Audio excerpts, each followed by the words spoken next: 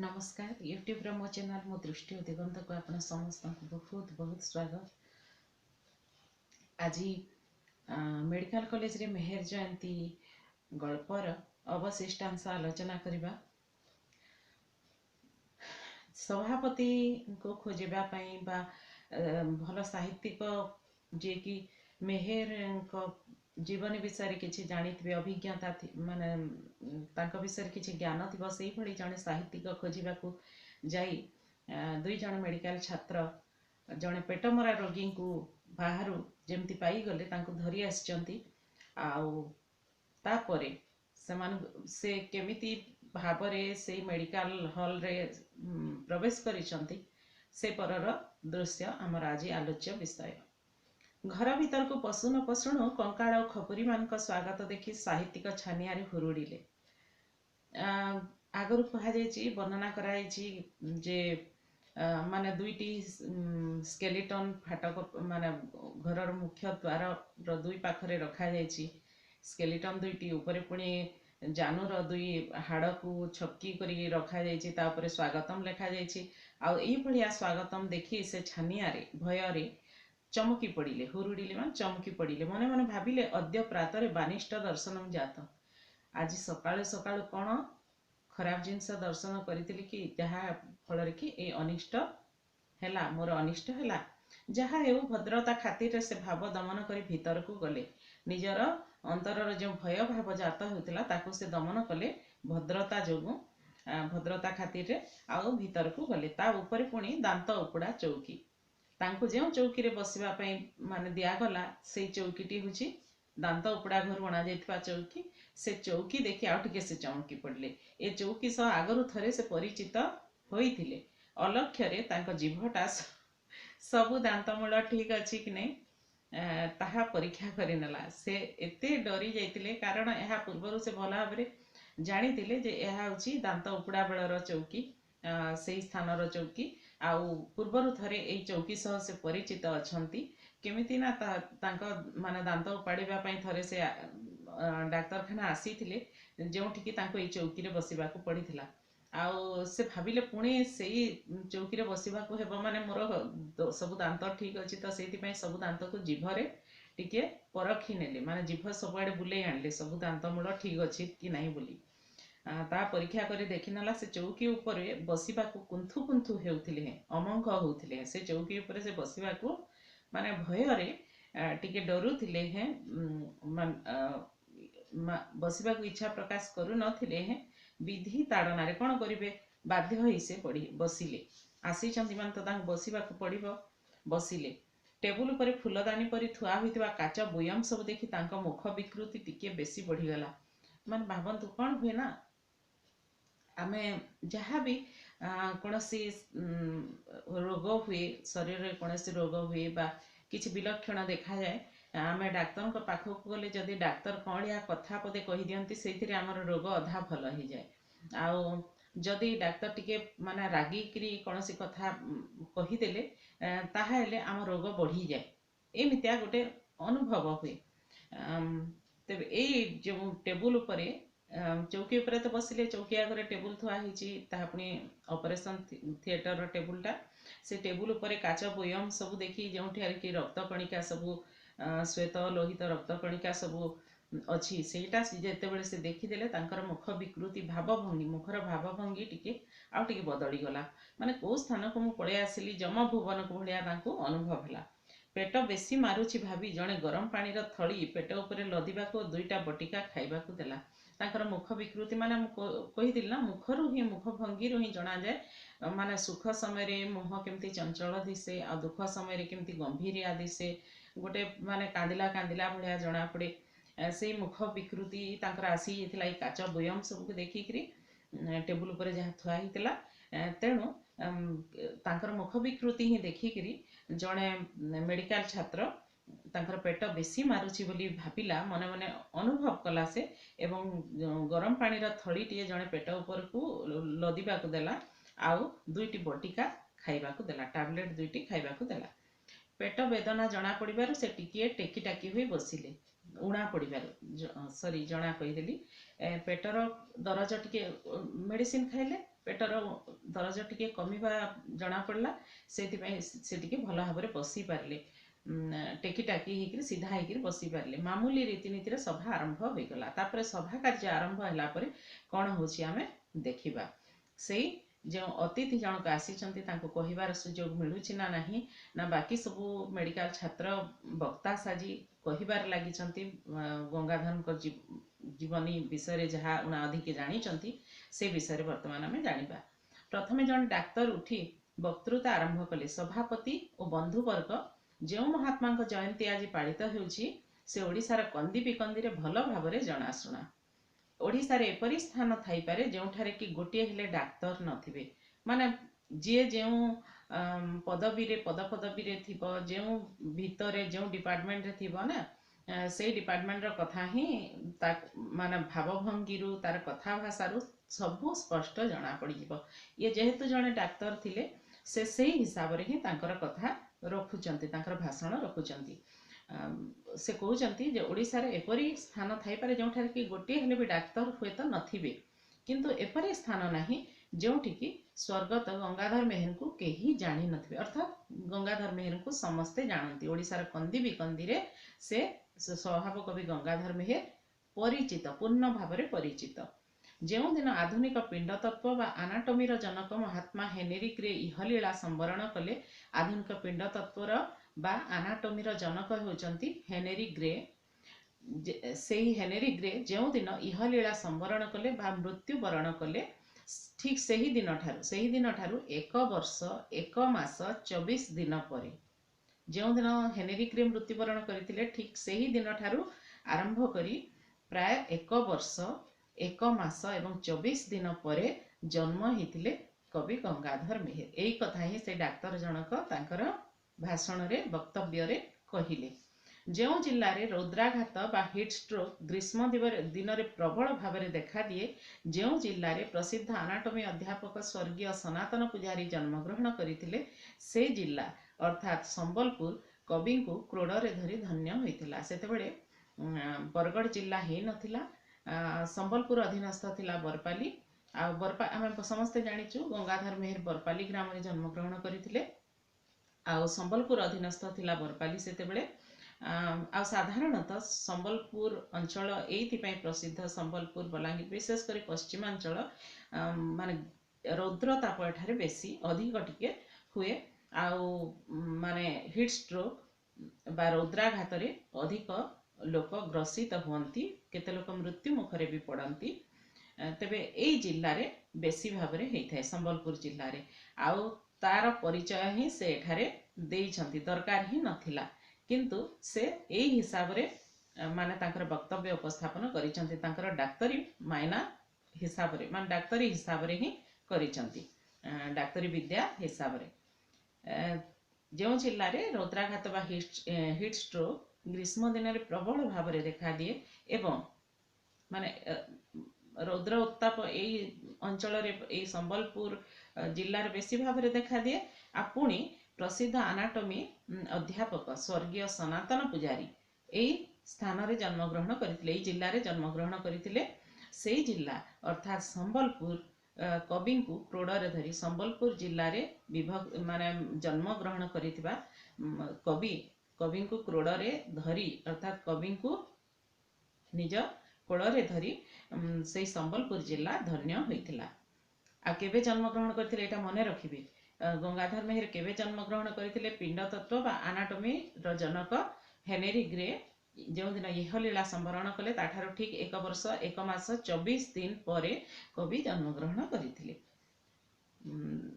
बाल्य काल रे पुणी से कौन कहउचंती तांकर सेही माने रोग विषय रे ही तांकर वक्तव्य हो विभिन्न रोग विभिन्न से डाक्तरी हिसाब रे डाक्तर जन डाक्तर हिसाब रे सबुर विचार विमर्श करिकरी से कहउचंती तेणु से कहउचंती जे बाल्य काल रे सुषम खाद्यर अभाव हेतु तांकर शरीर पुष्ट नथिला जीवनिका घ बा विटामिन डी रो अभाव विशेष भाव रे परिलक्षित हेतिला तांकर शरीर रे जेहेतु आमे आमे आम हिसाब रे जदी कहिबा जे तांकर आर्थिक अवस्था स्वच्छल नथिला माने साधारण दृष्टि जदि आम विचार करबा जे गंगाधरंकर आर्थिक अवस्था विशेष सच्छल नथिला सेही कारणरू से सामान्य कुर्ता खंडे मध्य तैयारी करि पारु नथिले पढिबा पई तांको पाखरे पैसा नथिला ए सब विषय हुए तो कही कहते किंतु जेहेतु जड़े डाक्तर कहउचंती तांको विषय वक्तव्य दउचंती से हेतु से कहउचंती जे तांको शरीर रे विटामिन डी बा जीवनिका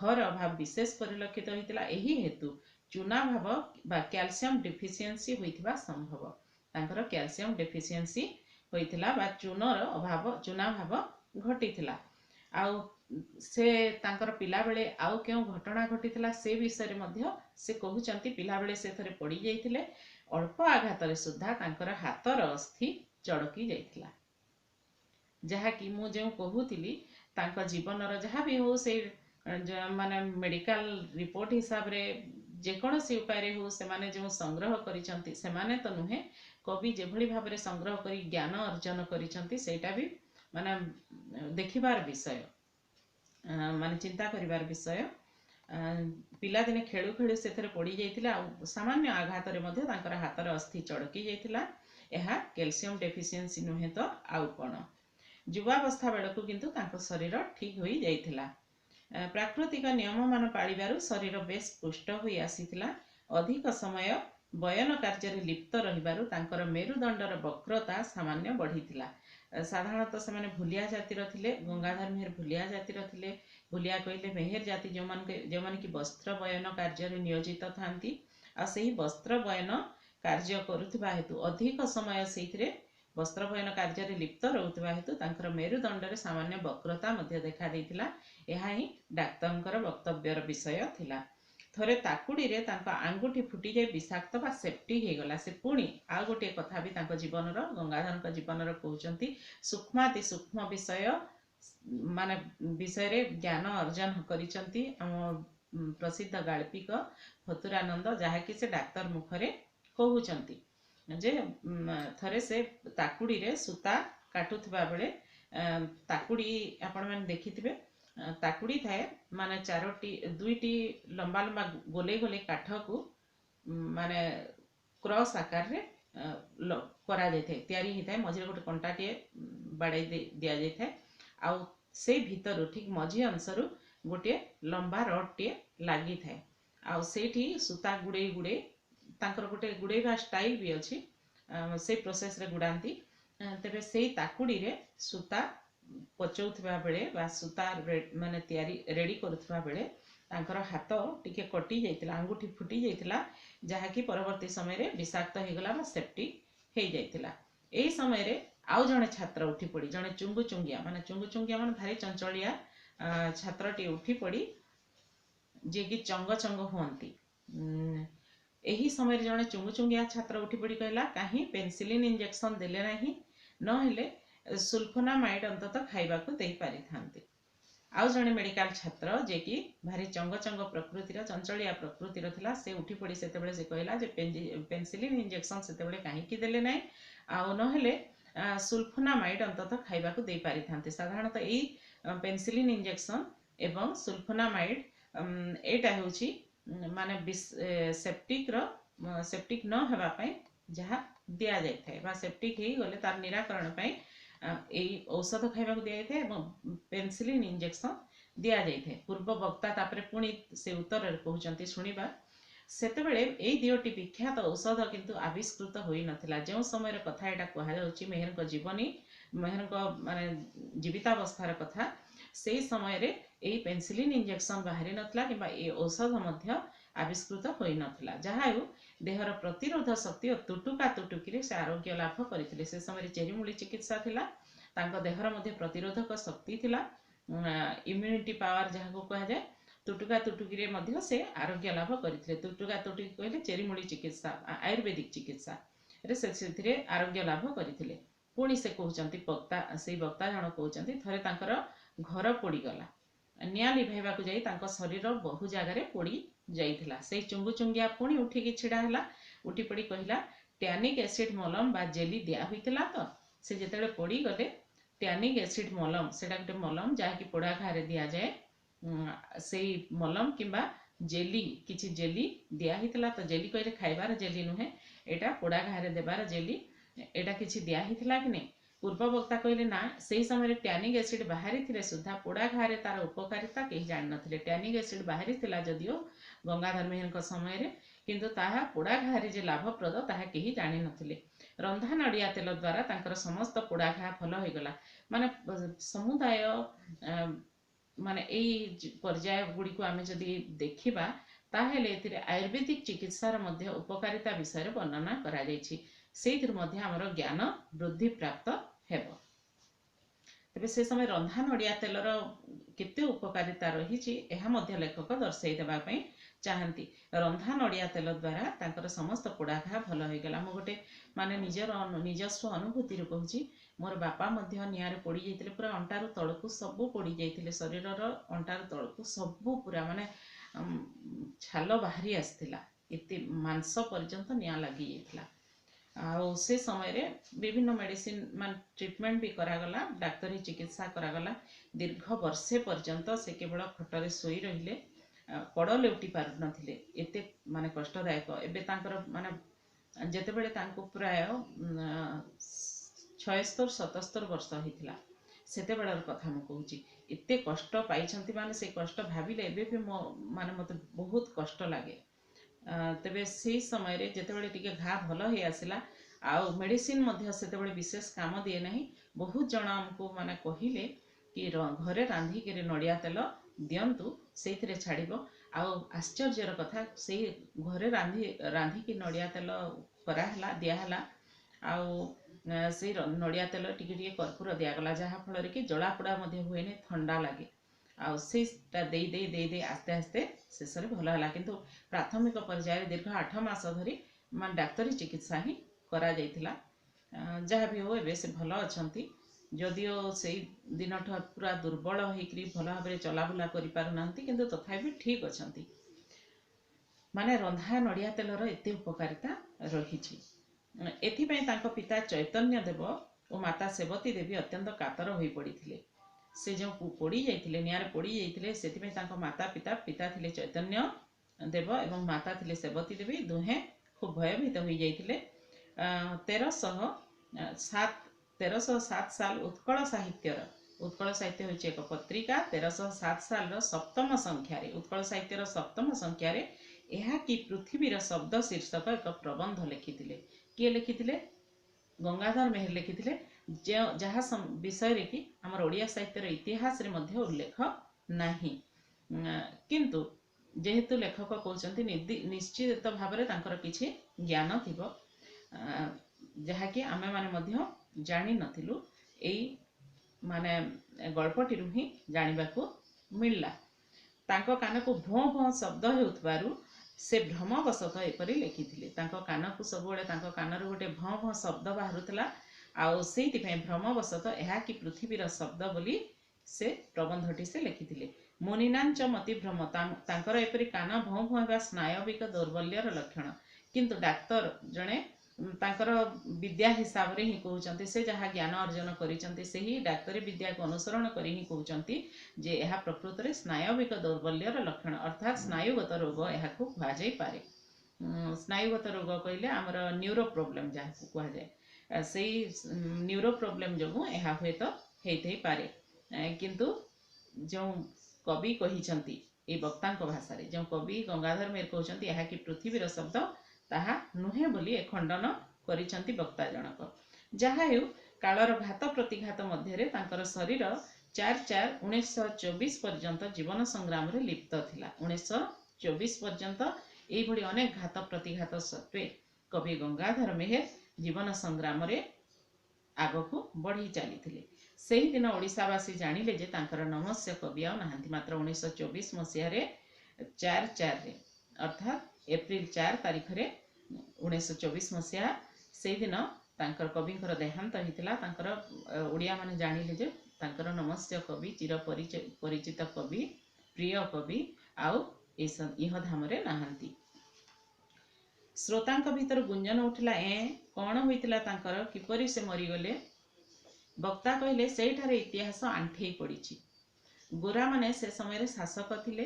गोरा माने कहले इंग्रेज माने आम देशर रत्न मान को खातिर करू नथिले। जदि सेठा कोनोसी डाक्तर पठा जाई थांता तेबे हुए तो कवि आहुरी 10 वर्ष बंची रही थांती, किंतु क्वाक माने अर्थात गाँवली अशिक्षित वैद्य माने सबू सारी देले। सेतेबेले गोरा शासन थिला आउ कविंकर तमाने जहाँ भी हेतिला जेकोसी माने दुर्बलता थिला अथवा कोनोसी रोगग्रस्त हेतिले से, किंतु ए गोरा माने आम देशर जो अमूल्य रत्न माने रत्न कहले ए भलिया महापुरुष गण को माने बंचई रखा चाहू नथिले, सानकु सम्मान दौ नथिले। सेही कारणरू से माने कोनोसी डाक्तर पठाई नथिले, किंतु गाँवली क्वाक माने गाँ मान छोट छोट वैद्य सब थांती अल्प विद्या भयंकर हिसाब रे सेमानकर विद्या सेठी बहुत बढ़िया चले, जहाँ तुटुका मुटुका मेडिसिन रो ना जानी थांती से मेडिसिन सब दियंती। तांकर भाग्य यदि भल थाए बा रोगीर भाग्य यदि भल थाए से भल हो जाती, ताहले से माने कहती नाई भल डाक्तर जणे। तेबे सेही भलिया तांको कुआजे क्वाक। से भलिया क्वाक अर्थात गाँवली अशिक्षित वैद्य माने सबू सारी देले। से क्वाक मान द्वारा से चिकित्सित होइथिले, किंतु तांकर क्यों रोग होइथिला से माने जानि पारले नाही, से क्वाक माने जानि पारले नाही। फलरे डायग्नोसिस होई पारला नाही, चिकित्सा जहाँ होइथिबो ताहा सहजरे अनुमय। उपयुक्त डायग्नोसिस अभावरू कविता परे मृत्युवरण कले। वक्ता जनक कहउचंती क्वाक माने तांको खाई गले। सेम सेम बोली श्रोतांक भितर चित्कार उठिला। जणे कहले आजिकाली होइथिले से क्वाक मान को निकटस्थ बती खुंटरे झुलई थांतु, से समयर शासक मान को धिक।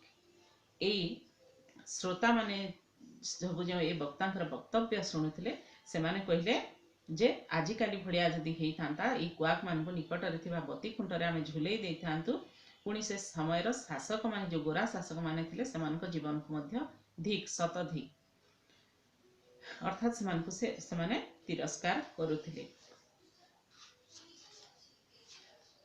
आज एतिक पढ़िबा दिन सारा टिके हैरान हो जाइछि। क्लास करबा को भी जाउछि, दुईटा क्लास करिकि आसीछि आज। अवशिष्टांश यार बहुत कम समय लागिबा, बेसी समय तो लागिबनी, किंतु टिके आज हैरान लागुछि। एतिकी आज माने आलोच्य विषय आउ यार अवशिष्टांश तृतीय भाग रे आलोचना करिबा। प्रथम भाग तो आपण मैंने देखि सारी, द्वितीय भाग भी निश्चय देखिबे बोली भाबुछि। केमती लागिला, बहुत इंटरेस्टिंग लागुथिबा बोली मोर अनुभव हेउछि। आ जदि लागिथिबो माने बहुत भल लागिथिबो ताहेले कमेंट बॉक्स रे निश्चय लिखिबे। आ जदि भी बुझिबारे असुविधा होतबो भी लिखिबे, मु बुझेबा पे चेष्टा करिबे, संदेह दूर करबा पे निश्चित भाव में चेष्टा करिबे। आ रोजी लाइक शेयर सब्सक्राइब करने को मोटे भूलिए नहीं। पाखे बेल आइकन को दबाई देकर ऑल को दबाई देवे, जहाँफल नुआ नुआ वीडियो सब आपण मैंने देखिपारे। तेबे खूब शीघ्र आपण मान सांगे पुणी साक्षात होगा। यार अवशिष्टांश को नहीं मुझे पुणी आलोचना करी, खूब शीघ्र आसबि। नमस्कार।